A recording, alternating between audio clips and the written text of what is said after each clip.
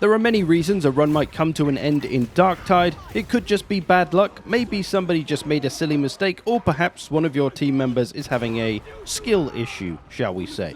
But in many Heresy and Damnation runs, I've come to notice some completely avoidable mistakes that people are making, whether I'm playing with friends or viewers on stream, shameless stream plug right here, or complete randoms. These 5 things are usually quite easily identifiable as the reason the team wiped.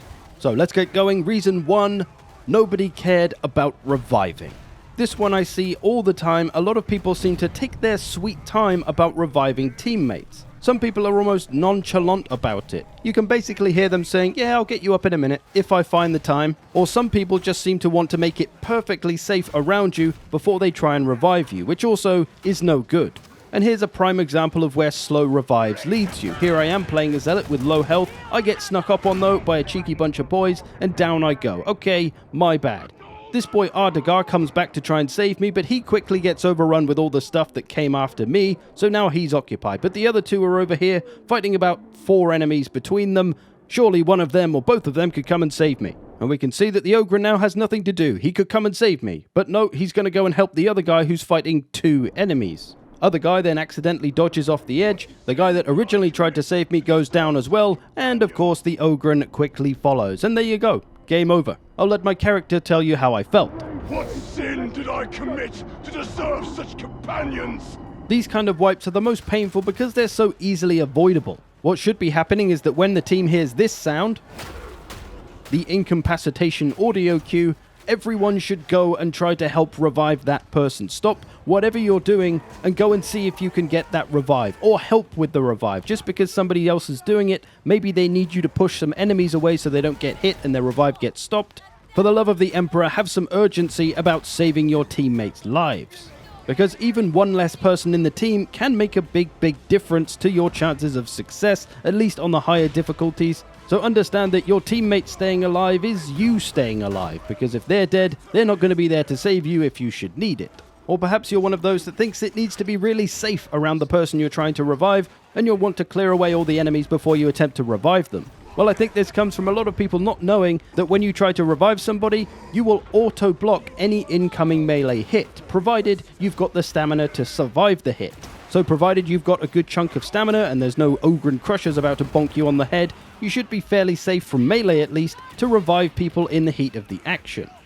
It's also good to use any kind of AoE attack that can stagger the surrounding enemies just for a second. This can typically come in the form of grenades and buy you enough time to get that revive in. Sometimes even a simple couple of pushes might do the job. It's very often easy enough to buy the time you need to get a revive in. Not always, but more often than I think people assume. The only other reason I can think of as to why people don't have any urgency with going to save their teammates is because they think, oh, somebody else will go and do it. And when you get 3 people with that mentality, well, that's when people start dying. So take some responsibility for saving your teammates' lives. It's a very important part of a co-op game. You want to be a better Darktide player and have less runs fail? Make the effort to try and save your teammates as soon as possible. And all of this applies to trapper nets as well. Just go and get people out of them straight away. It takes literally like 1 second. This guy here could free me from this net in no time at all. It's only Poxwalkers around. He can tank that with his stamina, I'm sure. But, oh no, he wants to kill every enemy around me first, and well, you can guess where this is going. So if you want to avoid slow reviving being the cause of your run coming to an end, make a little more effort to try and revive people and save them from nets as quickly as possible. Of course, there are some situations where it's really not a good idea to try and revive somebody if they're surrounded by 9 Ragers and 18 Ogrens.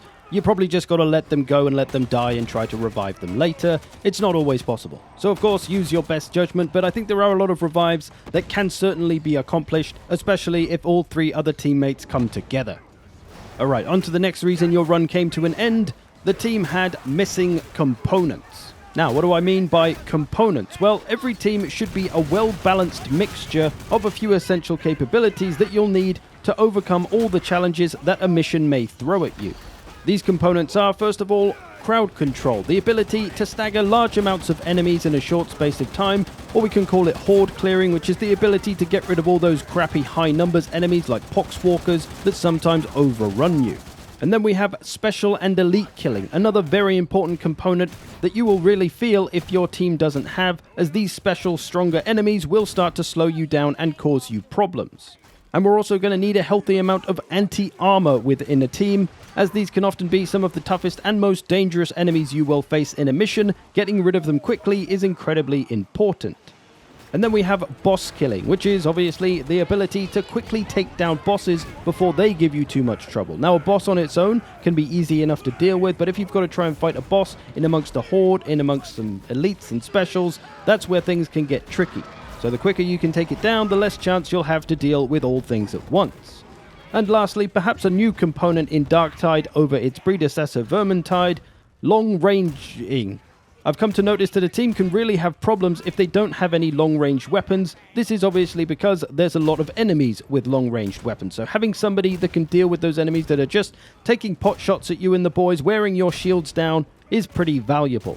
So every team should have a roughly balanced amount of all of these components to make sure they can deal with every threat that comes at you within a level. This is something that's going to matter more in the higher difficulties, Heresy and Damnation mostly, but it's still good to practice whatever the difficulty.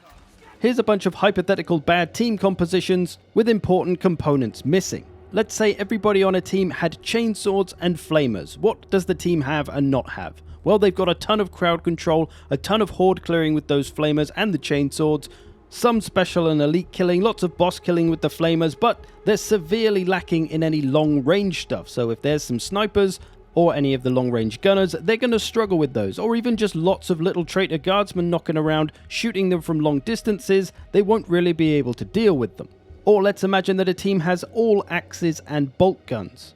They've got a hell of a lot of special and elite killing potential, they've got the long range, they've got plenty of anti-armor in both of those weapons. They're perhaps lacking boss killing a little bit, although the axes might do okay, but they are severely lacking in any crowd control and horde clearing, and that could be problematic. And you can kind of feel it. When there's a component of your team missing, it feels like you're struggling, it feels like things are moving slowly, and it's usually because one of these key components is missing. And while you might get through most of the level without it being a problem, that moment when your weakness is exposed in the extreme is when your run comes crashing down. So you really need to synergize with your teammates and think about your team composition before the run. As an example, meet my main man Eledge here. He's someone I play with a lot, and he knows that I like to run special and elite killing as my primary role, typically with an axe and a bolt gun. Now with this comes the weakness that I'm kind of rubbish at crowd control, so Eledge here, knowing this, makes up for my weakness by bringing crowd control weapons, such as an eviscerator and a flamer maybe. And in turn, I'm making up for Eledge's weakness because he doesn't have any long range with that flamer, doesn't have any great special killing with his weapons unless they're close up. So we're both making up for each other's weakness. We're filling in those components. We're still missing some components, and those will hopefully be filled by the other parts of the team. And of course, more than one person can do each component. Everyone's going to be kind of doing 2 or 3 all at once. So everyone's kind of multi-role, but all the roles need to be filled to make sure your team is balanced and can deal with every kind of threat.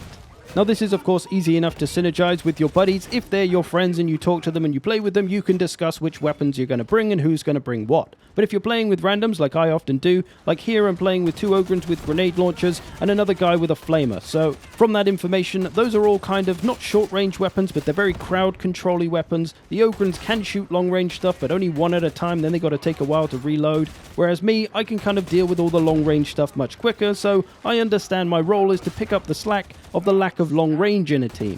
Honestly, this is quite a complex subject and I'm not going to go into it here, but for the most part, you get the idea, right? There's roles to fill. You want to make sure that every role is kind of filled. If you're joining a team and you see that nobody seems to have any kind of crowd control, you might want to bring some crowd control. At the moment in Darktide, there's no way to see what your allies are bringing before a mission, so this is kind of difficult if you are playing with randoms, but you can see melee weapons at least for now, so you kind of got half the picture. But do think about the components that you're bringing and the roles that you're filling when selecting your weapons and playstyle. As I say, you can really start to feel it, at least on the higher difficulties, when there's one of those components missing. If somebody's not killing all the long range stuff or all the long range specials very quickly or at all, or maybe there's no crowd control or horde clearing and your team's just bogged down by tons of poxwalkers, your run is going to be really stifled and you're going to have to move slowly and try not to get shot up. It's just going to be much more difficult. It's not the end of the world and it's not a death sentence if you are missing a key component, but it definitely makes life much easier when you do have a balanced team with everything. And it's those moments when if you do have a big weakness and you start to get hit with that weakness a lot, let's say you don't have a lot of crowd control and you get all the crowds coming at you, well then you can't effectively kill your specials and your ogrons and whatever else, and thus you start getting bogged down and you end up in this kind of situation, and then it's a GG. So know your role, jabroni. There's roles and components to fill. Get on it. The next reason teams often seem to end up horizontal is because people forget to play the f***ing objective. Namely a problem in all the event situations that you find yourself in mid or end level, and these often require some decent and coordinated teamwork. I think the issue is that a lot of people just get caught up fighting. They get stuck into a crowd, stuck into a fight. All they do is focus on taking out that crowd before they do anything else, and thus the objective just goes on longer and longer than it should. And what's comical here is that I'm doing the Ogren's job, while the Ogren just stands there hiding behind his shield doing literally nothing. Oh, I didn't notice that until now. But apart from the Ogren, it's not like my team isn't doing anything. They are killing the enemies, they are drawing them in, allowing me to go and take the cell. But they would have had no idea if I was being attacked down there by a bunch of poxwalkers. Nobody would have been there to help. And hell, even Eledge there is having too much fun killing all the enemies. I think it's just that people kind of forget and they get into the fighting, and I myself am guilty of this too. We all do it from time to time. We forget that there's an objective to play. Now you can see some guy telling the Ogren that he needs to go and do his job, but still, I'm on the ball. So this can be an issue in all of these kind of events where you have to do something to keep the thing moving. You often have to move around or move something around. You need to keep fighting and moving, and that's something I always shout at people on stream: fight and move, fight and move. Let's keep doing the objective and keep fighting and killing stuff along the way, because yes, we do need to clear the enemies, we do need to kill them, but we also got to get this objective done. And it's the same issue with these data puzzle objectives as well. Someone needs to do it whilst everyone else protects, and here I am trying to do it. All my teammates are right next to me, but nobody is making any effort to try and stop things from hitting me while I do it. Everyone's just enjoying their fighting. Whereas if all three of them were gathered around me constantly for about 10 seconds, I'd get this puzzle done no problem. There's never usually any reason to be anywhere else but on the objective or trying to work to get the objective done. And here I am committing this sin myself. I was covering some teammates a little bit, but they didn't really need it, so I could have gone and helped with the objective, which this other guy over here is trying to do by himself. So I'm going to go over and help him, as everyone else should, and they will do in a minute, because everyone remembers, oh yeah, I'm supposed to be doing the objective. So try to remember that when you do these events. It's fun to fight, you do need to clear away the enemies, but you should keep moving towards getting that objective done at all times. But why though? Why do we have to rush through these objectives and not just stand around fighting for too long? Well, I think what it is that makes teams lose at these events so often is that they lose the war of attrition, because that's what these events are. You'll just have countless enemies thrown at you until you finish the event or until you die, whichever comes first. And the goal of the event for the enemy is for them to wear down your health and ammo. These are the two important resources that you need to get through these things successfully. That's the attrition, the wearing down of your health and ammo. When you start to run out of those two things, that's when things get dangerous, people start dying, and then teams start wiping. If you take 3 minutes to get through an event or 10 minutes to get through an event, which one do you think is going to use more ammo and health up? Now, of course, we can negate the effects of ammo loss and health loss with health kits and ammo packs that we do occasionally come across and that we can take into these events. And you should really try and save them for this very situation, just in case things get tough. And those can certainly buy you some time, but the real trick here is just to try and get through the event quickly without faffing around too much, messing around fighting. Stay on the objective, get on it, get it done. Maybe assign a couple of people to clearing away the enemies and a couple of people to getting the event done. Otherwise, you will lose this war of attrition and your team will be overwhelmed. Like so. Next, another big reason for your run getting ended: the team split up. This is another big one when you've got, say, 3 people together and one guy runs off by himself for whatever reason and gets himself in all kinds of trouble, meaning everyone else has to go and save him. Now, some people are a bit stubborn about sticking with the team and they're often running off by themselves, and those people can be a problem, but it's one of those things that, again, we all do from time to time, and that's okay, but it does take some awareness to try to stop doing it so much. Like here, I've noticed that me and one guy are together, so we're now in kind of 2 teams of 2, which also is not good, so I'm going to try and move over towards the other 2, and hope that the guy I was with notices and comes over as well, so that we're all together in a 4 again. And this kind of brings missing components into play when the team is split up, because if your team has all the components but they're in different places on the map, not working together, if somebody suddenly gets overrun by armor but they don't have any armor piercing because the armor piercing guy is on the other side of the map, it's a problem, right? So ultimately, we all need to be aware of our positioning to the team and try to stay together, because coherency, that passive thing that gives us all massive buffs, is incredibly important in this game and requires us to stay as a 4. So you need to have the awareness to recognize when you're kind of getting out of position away from the team, like I am here. I was getting kind of cornered over there. There's a lot of enemies. I'm trying to get back towards the rest of my team, and I successfully do. I'm just missing one guy now, but coherency cannot be underestimated. It's incredibly powerful. All the passive buffs you get from your teammates around you, whether it's just their passive skills from their class, or whether they've got certain skills which buff teammates, all of it's incredibly useful, incredibly powerful, but you only get it if you are in coherency close to your teammates. So if you do find yourself alone, recognize your vulnerability. You're going to have rubbish shield regen. You're going to be able to be grabbed by specials, like this guy who's been eaten by a dog over here all by himself. And while people do sometimes have good reasons for running off by themselves, like they're looking for ammo or maybe useful resources like medkits, or maybe they're looking for books, the danger is that if they go down or get caught by something, somebody has to go over and save them, and that can separate the team further, and then someone else gets downed, and now you're down to 2 people, and it'll just spiral from there. And it's all because somebody was alone in the first place. So the less often people are alone, the less likely this is going to happen, thus the less likely your team will wipe. You get the idea, right? It's a fairly simple, obvious one, but it's amazing how many people forget about this and do just run off by themselves. And sometimes it's not people's fault, sometimes they're just at the back of the group, and then a bunch of enemies will come from behind, and thus they'll be the one that'll have to fight them. Everyone else keeps moving forward while that person's still fighting, and then they're kind of left behind by themselves.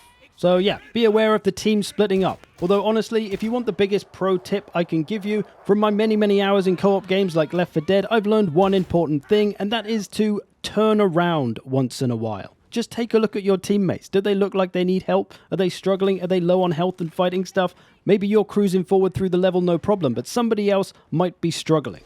Now to the final reason that your team may have done a wiping, we will simply call it failed teamwork. And this comes in a variety of forms. One of the most obvious ones is we've all had that guy on the team who just runs around and takes all the ammo regardless of whether he needs it or not.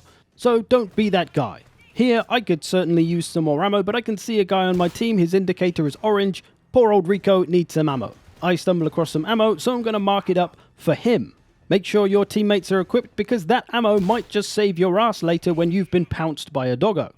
And of course, there's the same issue with healing. Here on this med station, there's 2 heals available, and anyone in this team could make good use of it. And the 2 teammates that need it most have just run straight past it. So me and this other guy are waiting, but he's now gone and taken one of the heals because I guess he thinks that they've completely missed it and they're not going to come back. So he can be forgiven for taking one, but if we look at the health here, we can see that this mummy player needs it most. She's literally going to die on her next down because she's into her last health bar. But Ogren Boy here thinks that he needs it more, even though he's an Ogren with more HP generally, and he's not anywhere near dying because he still had some wounds left, so he should have let the other player have it. And that's what you really should do when you come to a med station. Check who needs it most. If it's you, take it by all means. If there's plenty of heals to go around, take it by all means. But if there's only one heal and somebody else needs it more, they should have it. Whatever leads to less player deaths. Another important thing to do to avoid unnecessary player deaths is wait at these drop-down points where you can't get back up. It happens very often that somebody's up there by themselves, they get grabbed by something, and nobody can get back up to save them, so down they go. And this comes back to the previous point. Turn around once in a while, take a look at what your teammates are doing. I noticed this boy's a little bit behind, my other 2 teammates are ahead, so I'm just going to wait here for him. Just in case something goes wrong. He'll probably be fine, but no point me being up there with the other 2. They can stay up there, we don't all need to be down here or anything.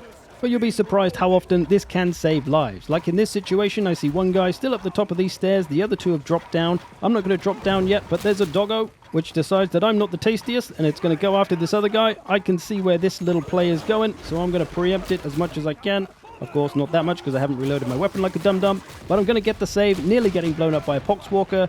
But I've saved a man's life today, all because I waited at that drop-down point where you can't get back up. So if you're not the last man down, wait at the drop for whoever's still coming.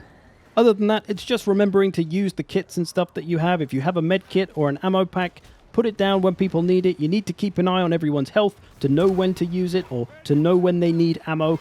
And sometimes a medkit especially can save a run when everyone's low on health about to go down. If you remember to put that medkit down, you can literally save a run, and if you forget, you might lose the run.